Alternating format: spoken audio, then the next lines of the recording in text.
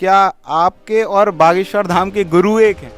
समझने वाले बहुत लोग समझते होंगे, मैं व्यक्तिगत किसी का नाम नहीं लेता, लेकिन कुछ ऐसे असामाजिक तत्व थे जिन्होंने मुझे बदनाम करने की साजिश की। क्या ब्रह्मेश्वर महाराज कभी राजनीति में आएंगे, और आएंगे तो किस पार्टी से आएंगे? आपके और बागेश्वर धाम के बारे में भी काफी सारे सवाल उठते हैं। इतनी सारी घटनाएं होने के बाद, इतनी सारी चीजें होने के बाद, अब ब्रह्मेश्वर महाराज दोबारा अपने आप को कहाँ देखते हैं?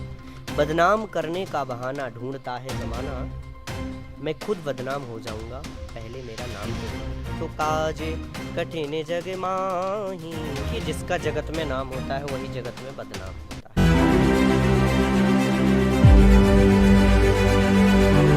तो नमस्कार दोस्तों, मेरा नाम है अंकित अवस्थी और आप देख रहे हैं पीएस नेटवर्क। तो आज हम जहां पर आए हैं उनका नाम तो शायद आप लोगों ने सुना ही होगा, और उनका नाम है ब्रह्मेश्वर महाराज। ब्रह्मेश्वर महाराज का आश्रम यहाँ पर हमारे छतरपुर के लवकुश नगर में पड़ता है, और शायद आप लोग यहाँ पर आए भी होंगे और कहीं ना कहीं आप लोगों ने इनका नाम तो सुना ही होगा। तो आज विस्तार में हम इनका इंटरव्यू करने वाले हैं और उनसे उनकी लाइफ के बारे में उनसे सवाल पूछेंगे कि वो कहाँ से आते हैं, क्योंकि अभी तक सिर्फ आप लोगों ने उनके दरबार ही देखे होंगे कि वो लोगों की समस्याओं को हल करते हैं, लेकिन अभी तक आप लोगों ने ऐसा इंटरव्यू नहीं देखा होगा जिसमें उनकी पर्सनल लाइफ से, वो कहाँ से उनने पढ़ाई करी है, सारे कुछ सवाल आपको ब्रह्मेश्वर महाराज के बारे में आज हम आपको बताने वाले हैं। तो चलिए उन्हीं से बात करते हैं। तो हम आ चुके हैं ब्रह्मेश्वर महाराज के साथ और अब इन्हीं से जानते हैं इनका परिचय। तो सबसे पहले अपने बारे में कुछ बताइए आप। जय सियाराम, जय ब्रह्मेश्वर धाम की। ब्रह्मेश्वर सिद्धिपीठ धाम से जुड़े हुए सभी भक्तों को सिय राम मैं सब जग जानी, करहूँ प्रणाम जोर जुग पानी। सभी को सीताराम, सभी को जय सियाराम। मेरा परिचय तो अधिकांश आप सब सोशल मीडिया के द्वारा सबको पता ही है, लेकिन यदि ऐसा आपका प्रश्न रहा तो मेरा एक छोटा सा ही परिचय है। मैं ब्राह्मण कुल से मेरा जन्म है, मैं तिवारी परिवार से हूँ। मेरा शुभ नाम लवलेश तिवारी है और ब्रह्मेश्वर धाम सरकार के नाम से मुझे लोग जानते हैं। श्री ब्रह्मेश्वर धाम सरकार का दिव्य दरबार सर्वप्रथम लखेरी में, ग्राम टपरियन में, छतरपुर जिले में, जो मध्य प्रदेश में छतरपुर डिस्ट्रिक्ट है, छतरपुर डिस्ट्रिक्ट पर यह ब्रह्मेश्वर धाम का दिव्य दरबार लगाया जाता था। वहीं का मैं पुजारी और वहीं का उसी पीठ का मैं पीठाधीश हूँ। तो हम आपके लिए कुछ सवाल लेकर आए हैं और कुछ जनता के जुड़े सवाल भी हैं, क्योंकि अभी तक आप लोगों ने इंटरव्यू देखे होंगे काफ़ी सारे, तो उसमें निजी सवाल अभी तक शामिल नहीं थे और काफ़ी लोगों को उत्सुकता भी थी कि भाई साहब आप जाके पूछिए, पता करिए, क्योंकि हम छतरपुर में ही रहते हैं और हम लवकुश नगर में आए हुए हैं। तो पहला प्रश्न मेरा आपसे ये है, सबसे पहले मैं ये जानना चाहता हूँ कि ब्रह्मेश्वर महाराज आते कहाँ से हैं, किस गाँव से आते हैं?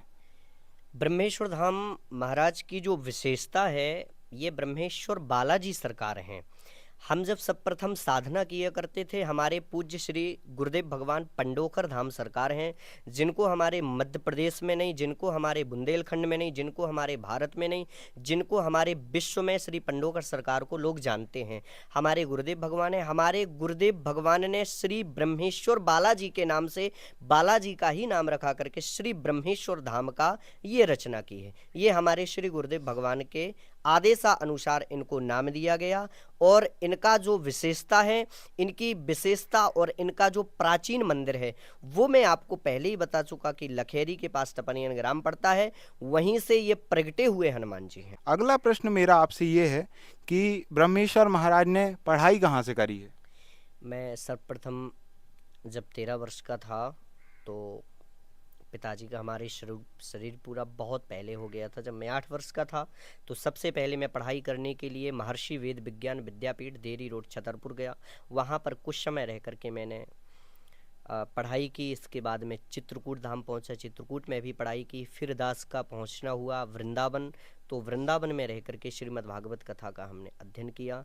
इस प्रकार से हम कई धामों में पहुँचे, वृंदावन, चित्रकूट एवं महर्षि वेद विज्ञान विद्यापीठ, ऐसे कई आश्रमों से हमने शिक्षा ग्रहण की और इस प्रकार से हमारे ये शिक्षा का अध्ययन रहा। और फिर अगला प्रश्न कह लीजिए, ये मेरा भी प्रश्न है ये जनता के साथ साथ, आपको ये प्रेरणा कहाँ से मिली कि आपको लोगों की समस्याओं को हल करना है? देखिए, ये तो मैं भी आज तक नहीं समझ पाया, लेकिन ये मुझे पता है कि बस कोई भी जगत का ऐसा कार्य कठिन नहीं है जो हनुमंत लाल जी महाराज कर नहीं सकते।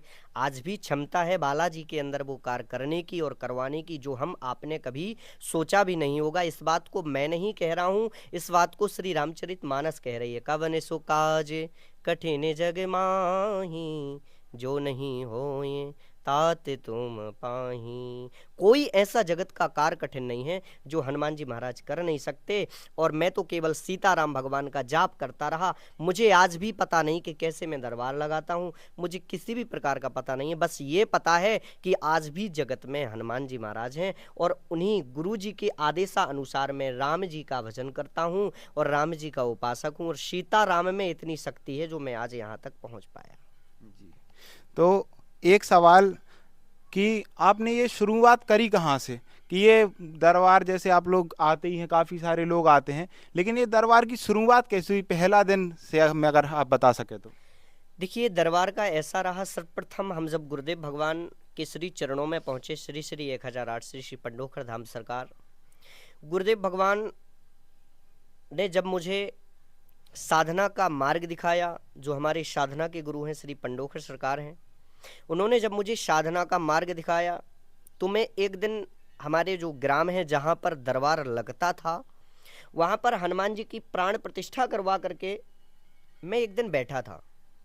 बैठे बैठे अचानक से मेरे पास एक व्यक्ति पहुँचा। उस व्यक्ति ने मुझसे कुछ प्रश्न किए, उनका मैंने जवाब दिया। तो वो व्यक्ति हमसे रोने लगा। हनुमान जी के दरबार में बैठा था, तो मैं जाकर के संध्या बत्ती करके मैं भी बैठा था और उस व्यक्ति ने हमसे कहा कि महाराज जी, यदि आज भी हनुमान जी जगत में हैं, आपके कहने आदेशानुसार मैं इस बात को ग्रहण कर रहा हूँ, मान रहा हूँ, यदि आज भी हनुमान जी महाराज हैं तो हमारा इस कष्ट का निवारण होना चाहिए।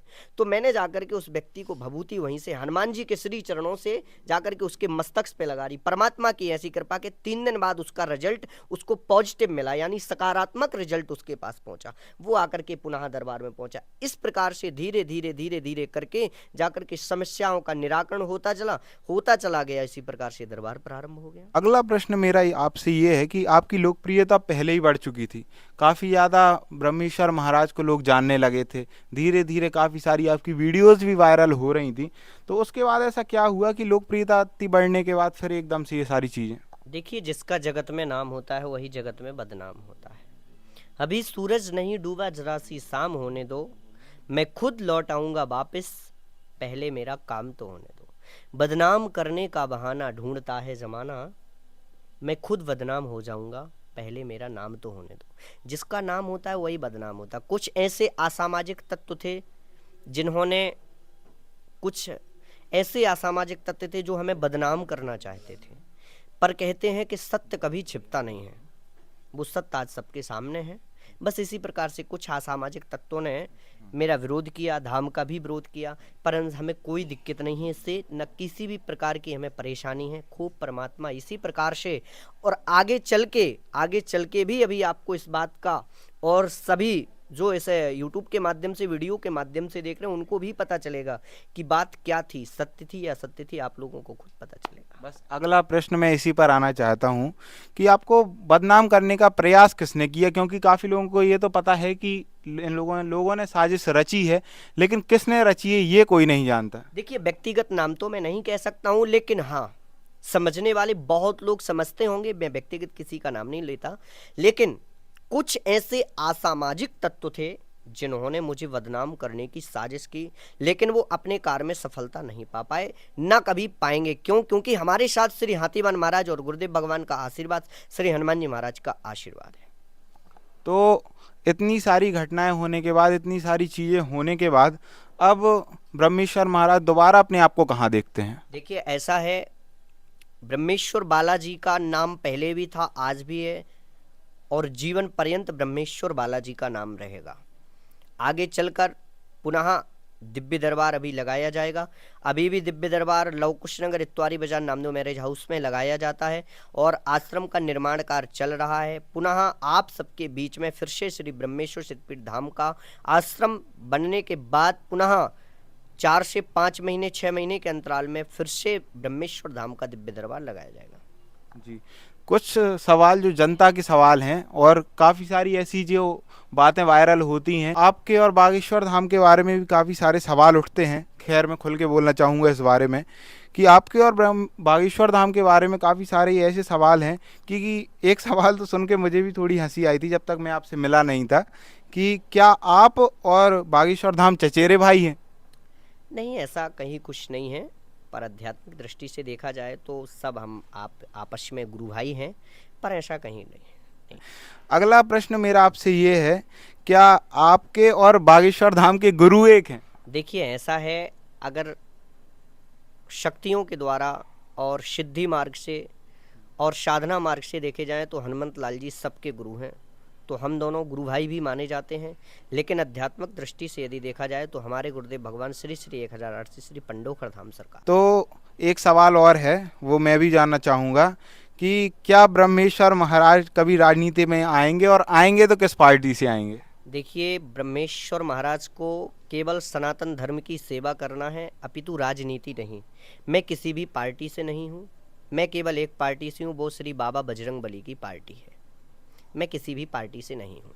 तो एक प्रश्न और मेरा और है कि आगे आपका लक्ष्य क्या है? बस मेरा केवल यही लक्ष्य है कि सनातन धर्म की सेवा चलती रहे। ये जो गौ माताओं की, मैं कई जगह जाता हूँ, रोड पर देखता हूँ कि गौ माताएं बेचारी कैसी पीड़ित गौ माताएं डली रहती हैं, और जो असहाय लोग हैं जिनका कोई नहीं है, मैं केवल एक ही मेरा लक्ष्य, एक ही केवल संकल्प, एक ही मेरा दृढ़ है कि मैं केवल यही चाहता हूँ कि जो असहाय लोग हैं उनकी सहायता की जाए।